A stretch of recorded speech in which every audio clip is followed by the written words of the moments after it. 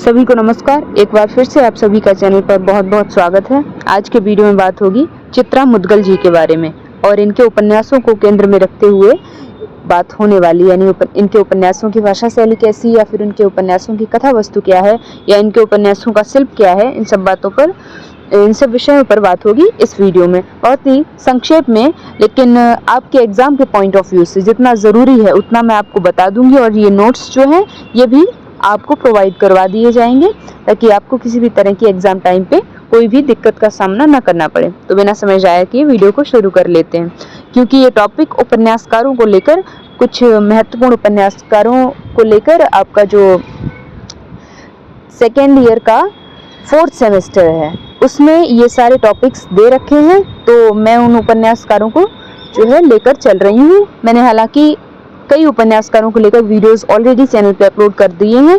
I hope आप वो सारे वीडियोस देख कर आए होंगे। नहीं देख कर आए हो तो आप जाकर चैनल पर विजिट करें, आपको सारे वीडियोस की एक प्लेलिस्ट आपको सेपरेटली बना दी गई, वो आपको मिल जाएगी ताकि आपको चीज़ें ढूंढने में कोई दिक्कत ना हो। तो बिना समय जाए कि वीडियो को शुरू कर लेते हैं। बात करते हैं चित्रा मुद्गल जी पर। चित्रा मुद्गल हिंदी की वरिष्ठ कथा लेखिका हैं। इनका जन्म 10 दिसंबर 1943 को चेन्नई में हुआ था। इन्हें सन 2018 का हिंदी भाषा का साहित्य अकादमी पुरस्कार भी मिला है।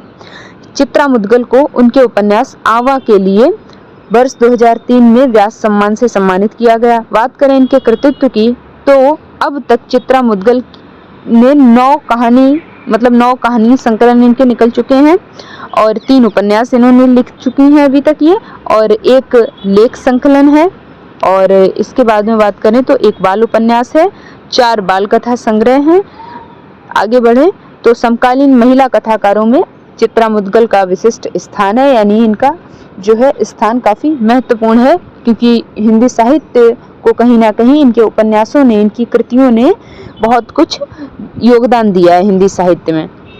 उनकी रचनाएं मानवीय सरोकारों की गहराई से जुड़ी होती हैं, यानी कहीं ना कहीं मनोविश्लेषणात्मक चीज़ों पर, भावों पर, संवेदनाओं पर बात करती हुई नजर आती है चित्रा मुद्गल। आज की व्यावसायिक उपभोगवादी संस्कृति में होने वाले नारी शोषण को सार्थक औपन्यासिक परिणति देकर सफल उपन्यासकार के रूप में चित्रा जी ने अपने को स्थापित किया है। इनके प्रमुख उपन्यासों की कथा वस्तु पर बात कर लेते हैं। तो इनका पहला प्रमुख उपन्यास है एक जमीन अपनी। तो चित्रा मुद्गल जी का यह काफी प्रसिद्ध उपन्यास है।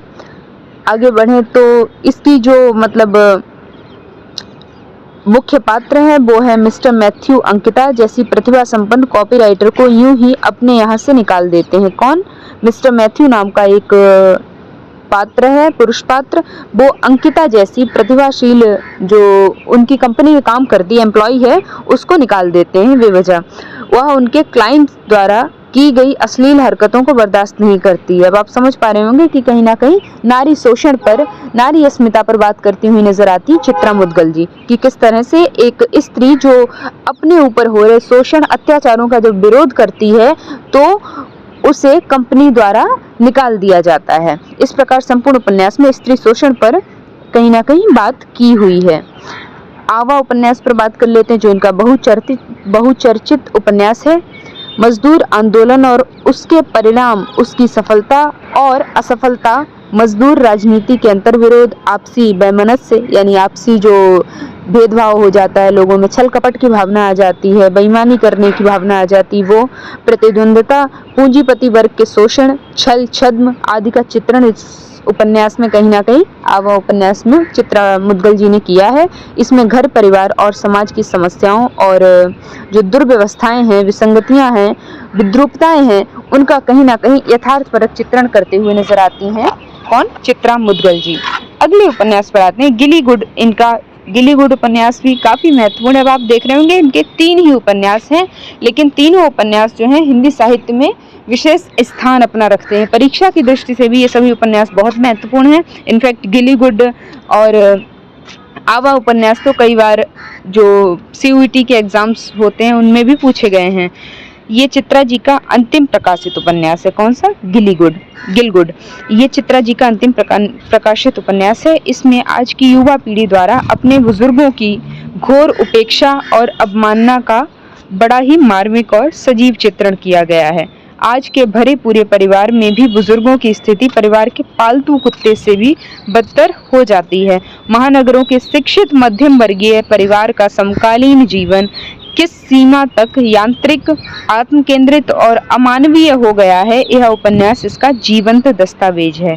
तो गिली गुड उपन्यास किस बात पर यानी किस विषय पर चर्चा करता है, ये आप समझ गए होंगे। कहीं ना कहीं ये वृद्ध विमर्श, किस तरह से जब इंसान बुजुर्ग हो जाता है तो उसे घर का सदस्य भी नहीं समझा जाता है कि वो मतलब खाए पिए और चुपचाप बैठे, ऐसा ही उससे सभी लोग एक्सपेक्ट करते हैं कि वो घर के किसी भी जो मैटर है उसमें दखल अंदाजी ना करे, जैसे कि वो घर का सदस्य ही नहीं बल्कि कोई आस पड़ोस वाला व्यक्ति है। तो इस पर बात करती हुई नजर आती हैं चित्रा मुद्गल जी अपने इस उपन्यास गिल गुड में।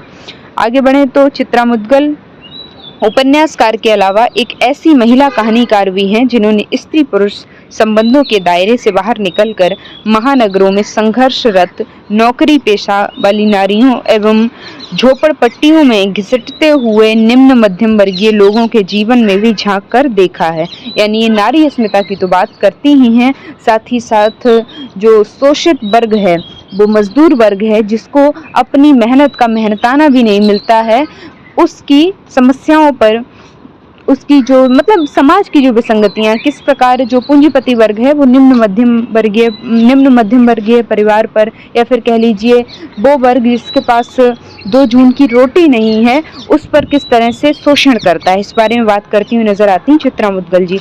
तो चित्रा जी की कहानियों में जीवन में जारी विसंगतियों, जीवन में जो विसंगतियां हो रही हैं, विद्रूपताओं का यथार्थ चित्रण मिलता है। चित्रा जी की रचनाओं का विषय प्रायः निम्न जाति के जीवन से संबंधित है, जो उन्हें अपने जीवन में अनुभूत सच्चाई है। यानी जो उन्होंने अपने जीवन में, जाहिर सी बात है जो लेखक है जो सामने समाज में जो देखता है, जो घटनाएं घट रही हैं, जो विद्रूपताएं हैं, जो विसंगतियां हैं, जो शोषण है, जो भेदभाव है, जो छल छद्म है, उन्हीं सब का चित्रण करता है रचनाकार किसमें, अपनी कृतियों में। तो वही कार्य यहाँ पर चित्रा जी के रचनाओं में कहीं ना कहीं दिखाई देता है, यथार्थ परकता दिखाई देती है। तो इन सब चीज़ों को लेकर, इन सब विषयों को लेकर चलती हैं चित्रा मुद्गल जी। तो आई होप अभी आपको चित्रा मुद्गल जी को लेकर क्लैरिटी आ गई होगी। हालांकि इनके 3 ही उपन्यास हैं, तो उनकी कथा वस्तु याद करना भी कोई ऐसा मुश्किल काम है नहीं। बाकी आप जो और उपन्यासकारों से संबंधित मैंने वीडियोस चैनल पर ऑलरेडी अपलोड कर दिए, जाकर ज़रूर देखें, आपको उन वीडियोस से ज़रूर मदद मिलेगी। और चैनल से जुड़े रहने के लिए चैनल को सब्सक्राइब ज़रूर करें, वीडियो को लाइक करें। वीडियो देखने के लिए आप सभी का बहुत बहुत शुक्रिया।